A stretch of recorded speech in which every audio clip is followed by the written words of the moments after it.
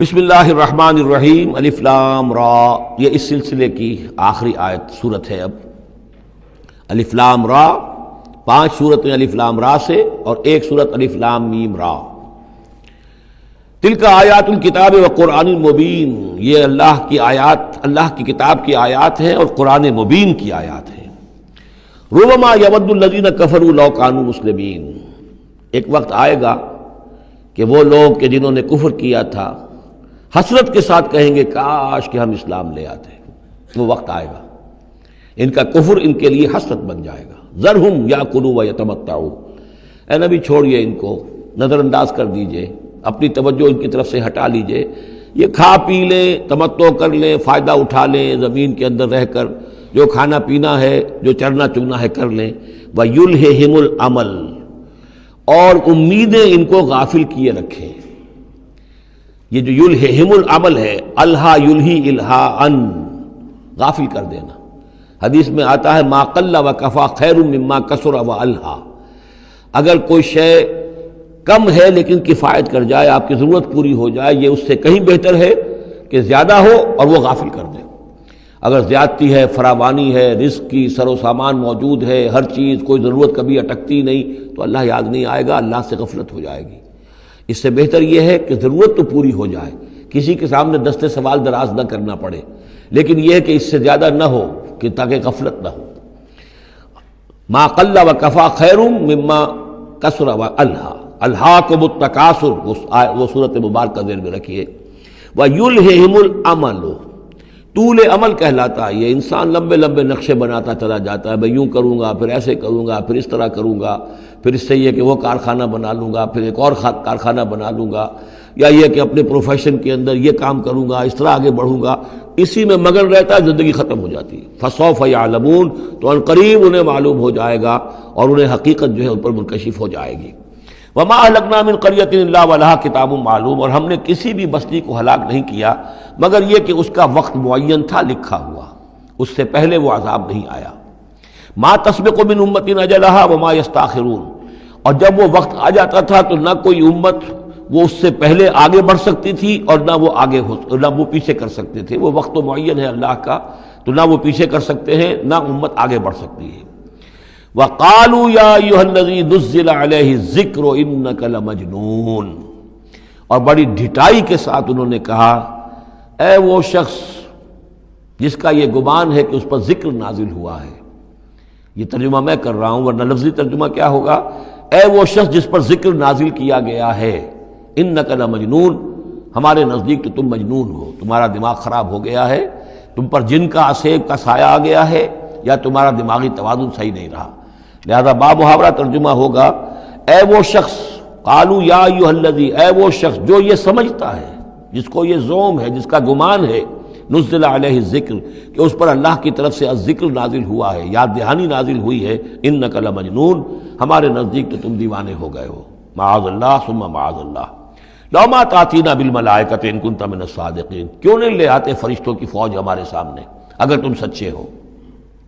ما ننزل الملائکۃ الا بالحق، اور اللہ تعالیٰ کی طرف سے جواب آ رہا ہے، ہم نہیں اتارا کرتے فرشتوں کو مگر حق کے ساتھ۔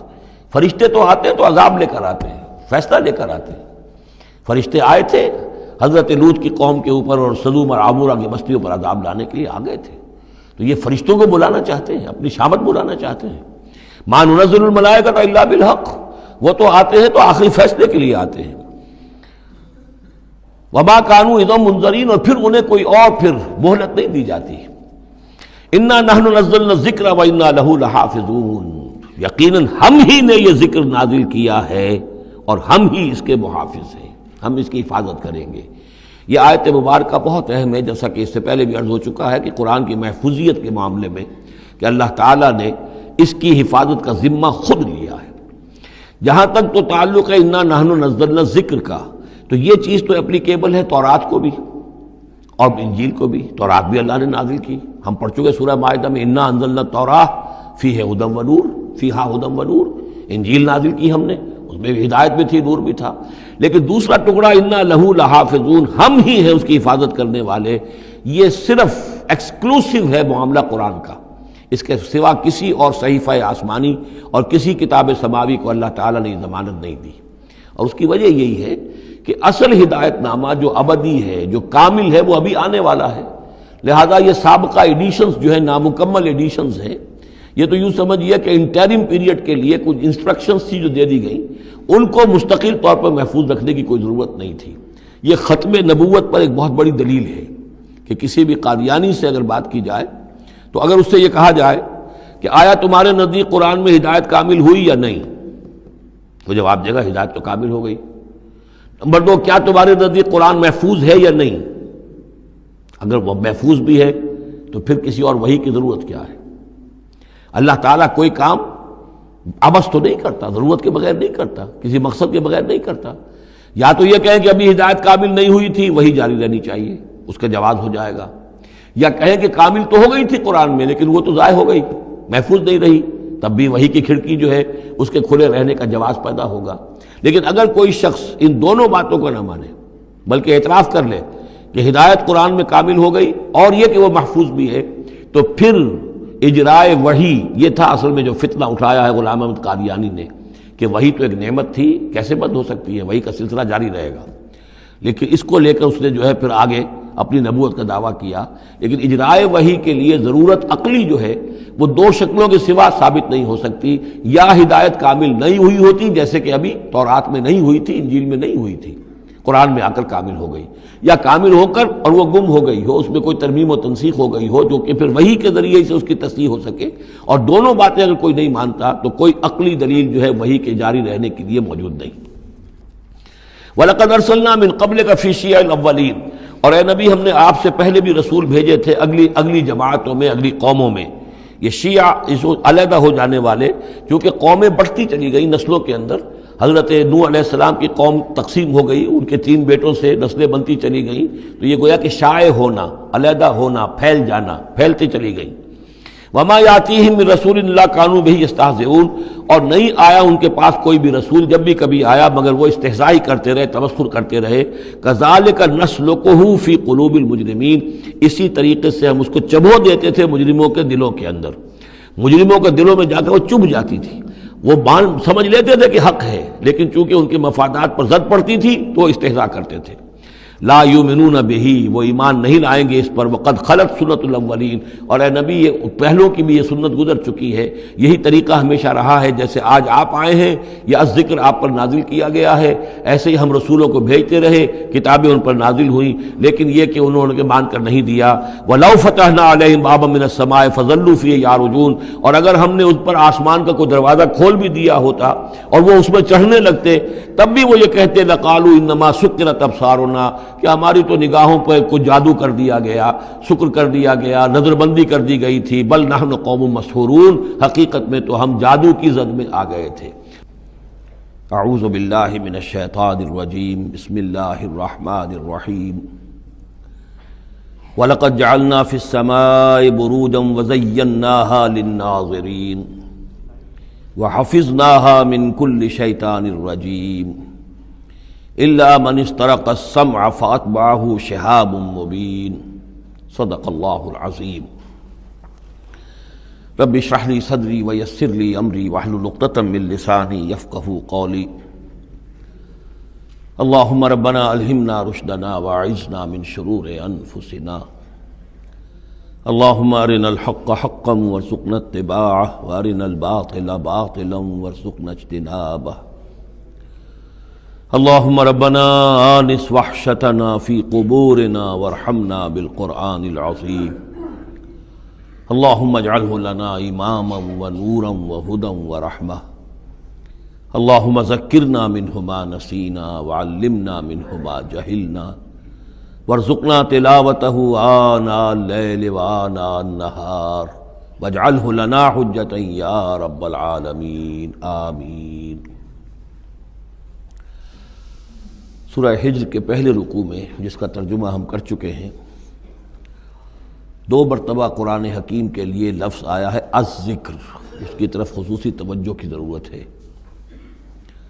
ایک تو یہ کہ خود اللہ تعالیٰ نے فرمایا انا نحن نزلنا الذکر وانا لہ لحافظون، ہم نے ہی یہ ذکر یہ قرآن نازل کیا ہے اور ہم ہی اس کے محافظ ہیں۔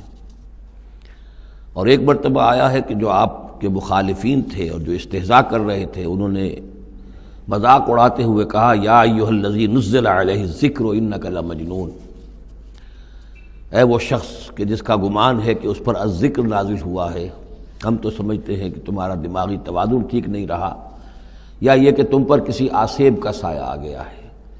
یہ مجنون کی وضاحت بھی سمجھ لیجئے، مجنون جن سے بھی بنا ہے۔ جن کہتے ہیں عربی زبان میں مخفی شے کو، اس لیے جنین کہلاتا ہے وہ بچہ جو ابھی رحم مادر میں ہے، جو نظر نہیں آتا، چھپا ہوا ہے، معلوم تو ہے کہ بچہ ہے، پیٹ میں ہے، لیکن یہ کہ جنین ہے، وہ ابھی وہ چھپا ہوا ہے۔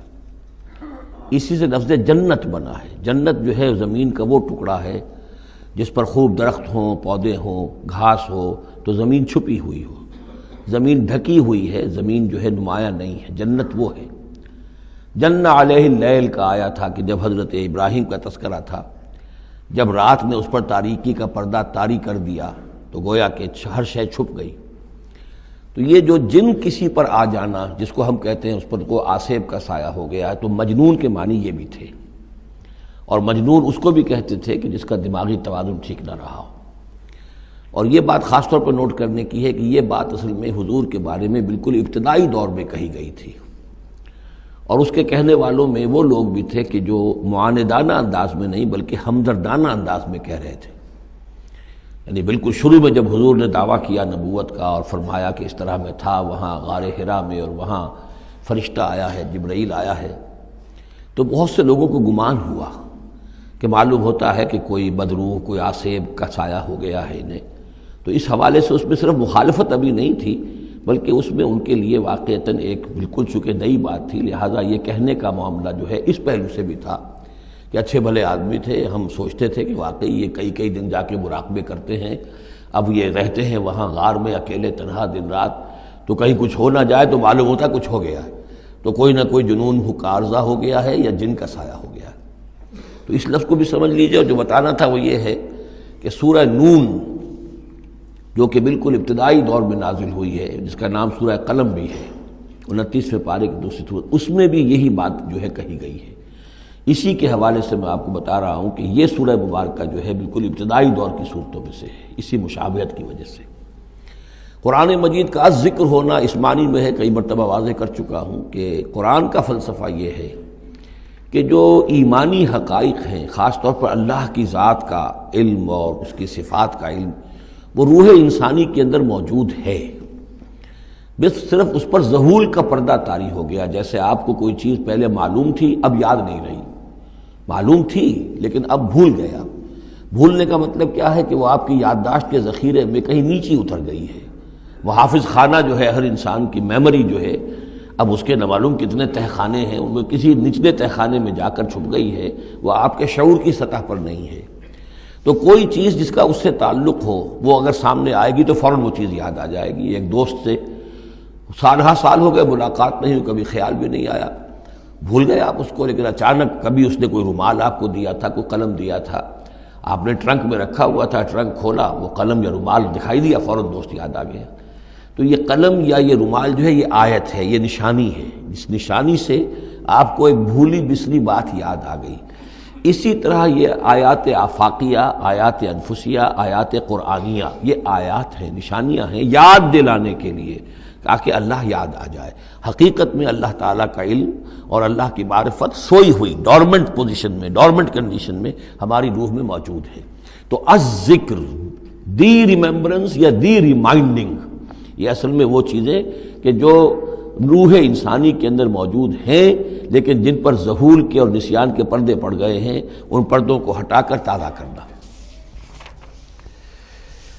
وَلَقَدْ جَعَلْنَا فِي السَّمَاءِ بُرُوجًا، اور ہم نے آسمان میں برج بنائے۔ یہ بھی ابھی ہم نہیں کہہ سکتے کہ ان کی اصل حقیقت کیا ہے، یہ بھی آیات متشابہات میں سے شمار ہوں گے۔ وَزَيَّنَّاهَا لِلنَّاظِرِينَ، اور ہم نے اسے مزین کر دیا ہے آسمان کو اور برجوں کو دیکھنے والوں کے لیے، جو بھی ستارے نظر آتے ہیں، کیا رنگا رنگ نقشہ آسمان پر نظر آتا ہے۔ وَحَفِظْنَاهَا مِنْ كُلِّ شَيْطَانٍ رَجِيمٍ، البتہ اب یہ وہ بات ہے جو ایمان بالغیب کے حوالے سے ہمیں ماننی ہوگی کہ ان ستاروں کا ایک کام یہ بھی ہے کہ اللہ تعالیٰ نے ان کو گویا کہ پہرے کی جگہیں بنایا ہے. ہم نے حفاظت کی ہے ان کی ہر شیطان رجیم سے. جو بھی شیطان مردود ہے اس کی طرف سے حفاظت کا یہ سارا سامان ہے کہ جو آسمانوں میں کیا گیا ہے. اب اس کے لیے آج میں چاہتا ہوں کہ وہ بات آپ سمجھ لیں اچھی طرح کہ جیسے آپ آگے آ بھی جائے گا کہ انسانوں کی تخلیق جو ہے وہ تو یوں سمجھیے اس کائنات کے تخلیق کے اعتبار سے بڑی ریسنٹ شے ہے، بڑی ماضی قریب کی بات ہے. انسانوں سے بہت پہلے جنات پیدا کیے گئے تھے، جنات سے بہت پہلے ملائکہ پیدا کیے گئے تھے، اور انسانوں کی ارواح بھی اسی دور میں پیدا کی گئیں جبکہ یہ ملائکہ پیدا کیے گئے تھے. تو جتنی مخلوقات کو ہم جانتے ہیں، بہت سی مخلوقات اب بھی ایسی ہوگی کہ جس کا ہمیں کوئی شعور نہیں، ادراک نہیں، ہم جانتے ہی نہیں. جیسے ابھی ہمیں ریسنٹلی معلوم ہوا وائرس بھی کسی بلا کا نام ہے، اس سے کچھ پہلے ہمیں معلوم ہوا بیکٹیریا بھی کسی چیز کو کہتے ہیں، ورنہ یہ کہ ان چیزوں کا کوئی علم ہمیں نہیں تھا. ابھی پتہ نہیں اور کیا کیا چیزیں ہیں کہ جو ظہور میں آنے والی ہیں. لیکن جو چیزیں بھی آج تک ہم جانتے ہیں ان میں یوں سمجھیے کہ جن ہستیوں میں خود شعوری ہے، سیلف کانشسنس، وہ 3 مخلوقات ہیں صرف: ملائکہ، جنات اور انسان. باقی جو حیوانات ہیں زمین کے اوپر، چاہے وہ بر کے ہیں یا بحر کے ہیں یا ہوا کے ہیں، فضا کے ہیں، پرندے ہوں یا زمین پر چلنے والے خشکی کے جانور ہوں یا دریا میں اور سمندر کے اندر جو بھی حیوانات ہیں، مچھلیاں ہیں یا اور جاندار ہیں، ان سب میں شعور تو ہے، خود شعوری نہیں ہے. البتہ یہ کہ ترتیب یہی ہے کہ پہلے جنات پیدا کیے گئے اور وہ چونکہ آگ سے پیدا کیے گئے تھے تو ان کے اندر پوٹینشیل جو قوت ہے وہ ہم انسانوں کے مقابلے میں بہت زیادہ ہے، اور ان کی رسائی اس کائنات میں بہت دور تک ہے. مثلا میرا یہ گمان ہے، باقی چیزیں تو میں خاص وثوق سے کہہ رہا ہوں، لیکن میرا گمان یہ ہے کہ جو سولر سسٹم ہے، چونکہ ہماری اس پوری جو ہماری یہ فیملی ہے، یہ خاندان ہے، جو یہ سولر سسٹم ہے، سورج کا کنبہ کہلاتا ہے، تو اس کا جو منبع سرچشمہ ہے وہ سورج ہے. اور معلوم ہوتا ہے کہ اسی کی آگ سے اور اسی کی لپٹ سے اور جنات کی تخلیق ہوئی ہے. تو یہ جنات، سولر سسٹم پورا کا پورا جو ہے وہ جنات کے دائرے میں داخل ہے، وہ اس میں آ جا سکتے ہیں. اس کے لیے انہیں کسی راکٹ کی ضرورت نہیں، کسی مشین کی ضرورت نہیں، کسی ذرائع کی ضرورت نہیں، بلکہ اس کی استعداد ان کے اندر موجود ہے. یہ پھر اپنی اس استعداد سے فائدہ اٹھا کر اس سے آگے جب ملائکہ کے ذریعے سے کچھ احکام اترتے ہیں، آسمان سے اللہ تعالیٰ کی کوئی تدبیر ہے، ملائکہ کے حوالے کیے گئے ہیں، تو یہ پھر ان سے کچھ چیزیں اچکنے کی کوشش کرتے ہیں تاکہ وہ جا کر انسانوں میں سے جو وہ عامل لوگ ہیں، کاہن لوگ ہیں، ان کو جا کے ان کو کچھ بتا دیں کہ اب یہ ہونے والا ہے. اس لیے کہ ملائے اعلیٰ میں فیصلہ ہو گیا، اللہ تعالیٰ کے ہاں ایک چیز کی تدبیر جو ہے وہ طے ہو گئی. اب اللہ تعالیٰ نے فرشتوں کے حوالے کیا ایگزیکیوشن کے لیے. ایسے ہی ہے جیسے کہ پریزیڈنٹ ہاؤس سے تو ایک حکم جو ہے وہ جاری ہو گیا، اب اس کا اجرا ہوا ہے، اب کوئی ٹائپ کرے گا، ٹائپ کر کے اسے ڈسپیچ کرے گا، وہ پھر کسی جگہ پر پہنچے گا، پہنچتے وقت لگے گا. اگر وہ جو ٹائپسٹ ہے جس نے ٹائپ کیا ہے وہ ٹیلی فون کرتے کہ صاحب اب یہ حکم آنے والا ہے، وہ تو آ جائے گا، تو ظاہر بات ہے وہ حکم تو پہنچ گیا اس کو، اور اس کے حوالے سے وہ جس شخص کو اس نے یہ خبر دے دی ہے وہ اپنی دکان چمکا سکتا ہے کہ دیکھیے مجھے پہلے سے معلوم تھا کہ یہ حکم آنے والا ہے. تو اس کائناتی حکومت کے اندر یہ سلسلہ ہے جس کے لیے کہ پھر اللہ تعالیٰ نے اس سولر سسٹم سے آگے کی جو بھی یونیورس ہے اس میں، یہ میرا گمان ہے جو میں عرض کر رہا ہوں، اللہ عالم، اس میں ان جنات کو آگے بڑھنے سے روکنے کے لیے ان ستاروں کے اندر وہ میزائلز نصب کر رکھے ہیں کہ جب بھی کوئی جنات میں سے ادھر آگے ٹریس پاس کرنے کی کوشش کرتا ہے تو اس پر وہ میزائل پھینکا جاتا ہے جس کو ہم شہاب ثاقب کہتے ہیں. یہ ہے پورا نظام کہ جو یہاں ہمارے سامنے آ رہا ہے. تو اس کی یہ حقیقت بہت حد تک تو یوں سمجھیے کہ ایمان بالغیب، کل من عند ربنا، ہمارے رب کے طرف سے ہے، ہم اس پر ایمان رکھتے ہیں. لیکن اب کسی نہ کسی حد تک یہ چیزیں جو ہے، جو بھی ہماری سائنٹیفک اب جو ارتقاء ہو رہا ہے، ترقی ہو رہی ہے، اس کے ساتھ کسی نہ کسی درجے میں کورابوریشن ہو جاتی ہے. وَحَفِظْنَاهَا مِنْ كُلِّ شَيْطَانٍ رَجِيمٍ، اور ہم نے حفاظت کر لی ہے ان آسمانوں کی ان شیاطین سے کہ جو مردود ہیں. إِلَّا مَنِ اسْتَرَقَ السَّمْعَ، سوائے اس کے کہ جو کوئی چرا کے لے بھاگا. مطلب یہ کہ فرشتہ نازل ہو رہا ہے اور فرشتے کے ساتھ احکام بھی ہیں، چونکہ یہ وہ نوری ہے، یہ ناری ہے، نور اور نار کے درمیان فاصلہ بہت تھوڑا ہے، بہت قرب ہے، لہذا اس کی بدولت اسی وجہ سے یہ جن تھا جو تھا عزازیل، لیکن فرشتوں کے ساتھ اس کا اٹھنا بیٹھنا تھا، انہی میں شامل تھا. اسی لیے ان کی جو آپس میں جو ان کا قرب ہے اس کی وجہ سے فرشتوں سے کوئی اچک لیتے ہیں. الا من استرق السمع، اگر کسی نے کوئی چیز سن لی اور سن کر وہ بھاگا، فاتبعہ شہاب مبین، تو اس کے پیچھے اس کا پیچھا کرتا ہے ایک انگارہ چمکتا ہوا. یہ مثائلز ہیں کہ جو اللہ تعالیٰ نے نصب کیے ہوئے ہیں. والارض مددناہا، اور زمین کو ہم نے پھیلا دیا جیسے بستر پھیلایا جاتا ہے. والقینا فیہا رواسیا، اور اس میں ہم نے لنگر ڈال دیے. یہ پہاڑ جو ہیں قرآن مجید بار بار کہتا ہے کہ زمین کا جو اسٹیبلائزنگ ایفیکٹ ہے ان پہاڑوں کا زمین کی حرکت کے دوران. فَأَنبَتْنَا فِيهَا مِن كُلِّ شَيْءٍ مَوْزُونٍ، اور اس میں ہم نے اگا دی ہر شے جو کہ بہت ہی اندازے سے ہے. یعنی یہ کہ جو بھی کوئی ایک شے بھی اگر ایک حد سے آگے بڑھ جائے تو وہ باقی ساری چیزوں کو ختم کر دے گی. بعض ایسی مچھلیاں ہیں کہ اگر ان کی جو ریپروڈکٹیو صلاحیت ہے، جتنے ان کے انڈے ہوتے ہیں وہ سب انڈے جو ہیں وہ مچھلیاں بن جائیں تو چند ہی سال کے اندر یہ زمین جو ہے اس سے کئی گنا حجم جو ہے وہ ایک مچھلی کی اولاد سے اور ایک مچھلی کی نسل سے وجود میں آ جائے گا. تو ایک کنٹرول کیا ہوا اللہ نے ہر شے کے اوپر. تمام چیزیں جو ہیں وہ ایک اندازے کے مطابق، ایک وزن کے ساتھ، ایک اندازے کے ساتھ اس دنیا میں چل رہی ہیں. من کل شیء موزون، ہر چیز جو ہے وہ ایک اندازے اور وزن کے مطابق ہے. وجعلنا لکم فیہا معاش، اور ہم نے اس میں تمہارے لیے طرح طرح کے معاش کے سلسلے پیدا کر دیے. ومن لستم لہ برازقین، اور ہم تو ان کو بھی روزی کا سامان دیتے ہیں جن کو تم رزق نہیں دیتے. ایک تو یہ ہے کہ تمہارے پاس گھوڑا بندھا ہوا ہے، تمہیں فکر رہتی ہے چارہ اس کو دینا ہے، کچھ نہ کچھ دانہ ڈالنا ہے، لیکن کتنی مخلوقات ہماری ہے کہ تم نہیں ہو اس کو رزق دینے والے، ہم رزق پہنچا رہے ہیں. وَإِن مِّن شَيْءٍ إِلَّا عِندَنَا خَزَائِنُهُ، اور نہیں ہے کوئی شے مگر یہ کہ ہمارے پاس تو اس کے خزائن ہیں. لا متناہی، ہماری ریسورسز جو ہیں وہ یہ کہ لمیٹڈ نہیں ہے. لیکن وَمَا نُنَزِّلُهُ إِلَّا بِقَدَرٍ مَعْلُومٍ، ہم نہیں نازل کرتے اس میں سے مگر ایک اندازے کے مطابق جو طے شدہ ہے. یعنی یہ کہ سٹور تو بہت بڑا ہے، لیکن یہ کہ سٹور سے جو ایشو ہوتا ہے اللہ تعالیٰ کے ہاں ہر چیز کا، تو اس کا ایشو ہونا جو ہے وہ اندازے کے مطابق ہے، ایک حساب کتاب کے ساتھ ہے، ورنہ جیسا کہ میں نے کہا کیوس ہو جائے. وَأَرْسَلْنَا الرِّيَاحَ لَوَاقِحَ، اور ہم نے بھیج دی ہوائیں، ہم بھیج دیتے ہیں ہوائیں جو بوجھل ہوتی ہیں یا بوجھل کرنے والی ہوتی ہیں. لواقحہ کا مفہوم پہلے تو یہ سمجھا جاتا تھا کہ چونکہ وہ بادلوں کو لے کر آتی ہیں اس اعتبار سے، لیکن اب ادھر ایک اشارہ ہو رہا ہے جدید سائنس کے حوالے سے کہ پولن گرینز جو ہیں وہ بھی ہواؤں کے ذریعے سے آتے ہیں، اور وہ پھر آ کر پھولوں کو جب وہ وہاں فرٹیلائزیشن ہوتی ہے تو اس سے پھر وہ فصل بنتی ہے. تو ہوائیں جو ہیں وہ گویا کہ بار آور کرتی ہیں، اور اس طریقے سے یہ نباتاتی نظام چل رہا ہے. فَأَنزَلْنَا مِنَ السَّمَاءِ مَاءً، پھر ہم نے اتار دیا آسمان سے پانی. فَاسْقَيْنَاكُمُوهُ، پھر ہم نے وہ پانی تمہیں پلایا، تمہارے پینے کے لیے بندوبست کیا. وَمَا أَنْتُمْ لَهُ بِخَازِنِينَ، اور دیکھو تم اس کا سٹور نہیں کر سکتے، اس کا خزانہ نہیں بنا سکتے. کہاں کس طرح بناؤ گے خزانہ؟ واقعہ یہ ہے کہ یہ جو واٹر سائیکل ہے اس دنیا میں، یہ بھی اللہ تعالیٰ کے عظیم، یعنی سمجھیے کہ کرشموں میں سے اور اللہ کے معجزات میں سے بہت بڑا معجزہ ہے کہ یہ جو ہمارے پہاڑوں کے اوپر اتنے بڑے بڑے گلیشیئرز ہیں، یہ کیا ہے؟ یہ واٹر سٹوریج ہے، ٹینکس ہے. یہیں سے تو پانی ہے جو آ رہا ہے نیچے، وہ پگھل رہا ہے سب دھوپ سے، اور پھر وہ ندی نالوں سے ہو کے دریاؤں میں آیا، اور دریاؤں سے ہوتا ہوا زیر زمین سوتوں میں سے بھی گزر رہا ہے. وہ آپ نے کہیں پمپ سے نکال لیا، کہیں کنواں کھود لیا، پھر وہ پانی سارا کا سارا سمندروں کے اندر پہنچ گیا، ڈرین ہو گیا، پھر سمندر سے اب یہاں پر وہ ہو رہا ہے کہ دھوپ کی تمادت سے اب اس کی وہ بخارات بن رہے ہیں، اور وہ بخارات اوپر جا رہے ہیں، پھر وہ واپس جا رہا ہے. پھر وہ جو اوور ہیڈ ٹینکس ہیں وہ پھر جو ہے ریپلینش ہو رہے ہیں، وہ ساری جو کمی ہو گئی تھی پھر نئی برف پڑ گئی ہے، نیا سٹور. یہ جو نظام ہے اللہ کا، اور یہ واٹر سائیکل سے ہی زندگی قائم ہے. مبدأ حیات پانی ہے.